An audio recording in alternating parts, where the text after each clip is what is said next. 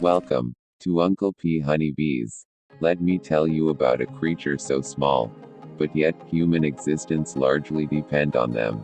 This little insect holds the key to nature and connects the genetic code of life. I am talking about the honeybees. Honeybees are not just great pollinators but also produces a very nutritious substance called honey, which have provided remedies to several ailments and have been prescribed in numerous medicinal practices as a source of treatment of diseases and health challenges. Not only that, these miracles bee product have created various channel of commerce where industrialist and merchant has profited immensely, direct or otherwise, from these bee products. But sadly, the honeybees are facing a rapid decline. Every year, around 35% of all bee colonies on the planet collapse. This is a phenomenon called colony collapse disorder, and it occurs when worker bees abandon the colony and queen. This challenge has led to the honeybees been listed among endangered species. Due to various natural factors, and also man-made disasters, but notwithstanding, various researchers and beekeepers have been developing new ways and methods to save these endangered creatures, which plays a vital role in mankind's existence.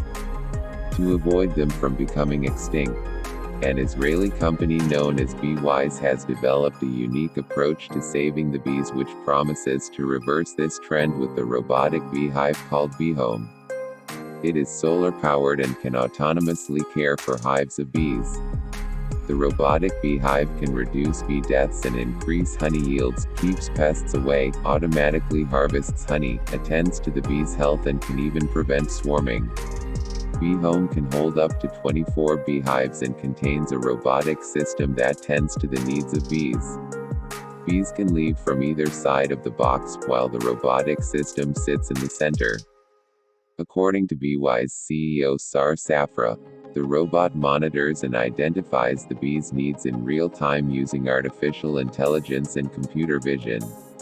He further explained, if it's November and there's no foliage, flowers, or source of nectar and pollen for the bees to feed on, then the robot will take some food from within the device's containers and feed the bees. Beyond providing food and water for the bees, BeeHome can deter pests. According to Safra, one of the biggest pests beekeepers are working to deter today are varroa mites. Varroa mites are similar to ticks. They latch themselves to the bees and infect them with viruses. The mites are typically handled with pesticides. We're the only solution on the planet today that allows treatment of varroas without chemicals, Safra said. We use heat treatment. Essentially, we heat up the brood frames without the bees in them, and we heat them to a certain temperature that doesn't hurt the brood, doesn't hurt the larva of the bees, but actually kills the pest. Stopping this decline is crucial. 75% of all fruits, vegetables, seeds and nuts we consume relies on pollination from bees. According to Safra, beehomes only expect around 8% colony collapse a year, reducing overall bee mortality by 80%. On average, beekeepers are able to harvest 60% more honey from beehomes than traditional beekeeping boxes. Typically, beekeepers will allow bees to accumulate honey during heavy honey flow seasons. At the end of the honey flow season, usually 2 to 3 months long, the beekeepers harvest the honey.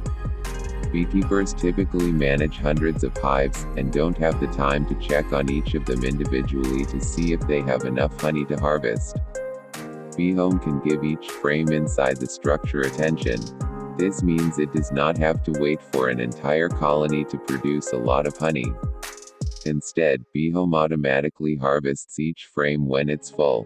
When the frame fills with honey, it gives a signal to BeeHome, which then begins harvesting the honey.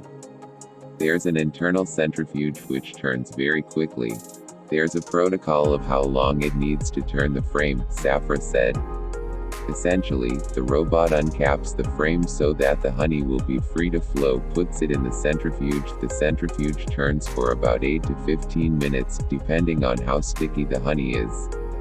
Then the honey is collected in a big container, and that frame is being put back to work in the colony to gather more honey right away.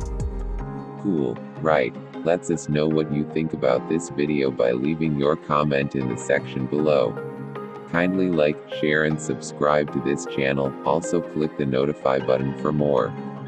Thanks for watching. Also check out our next video on RoboBees, the miracle of the future.